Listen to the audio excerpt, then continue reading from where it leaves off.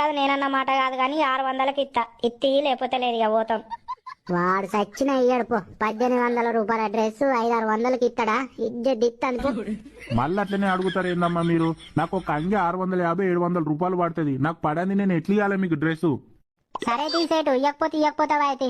ఏ పారా పోదాంపా. అరే మెల్లగా నడువురా, వాడు వెళ్తాడు. ఇచ్చే రేట్ అడిగినట్టు మళ్ళా వెళ్తాడట వాడు. ఓ అమ్మా ఇట్రా ఇక లాస్ట్ 1000 రూపాయలు ఇచ్చి తీసుకోపోరి. అమ్మతోడు 1800కి 1000 రూపాయలకి వచ్చిందా?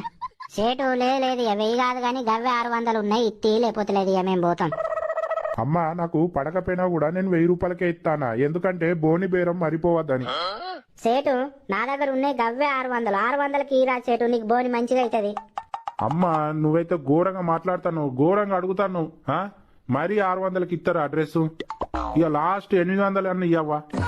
ఏ పారా సేటు ఇచ్చేటట్టు లేడు, ఇక మనం పోదాంపా.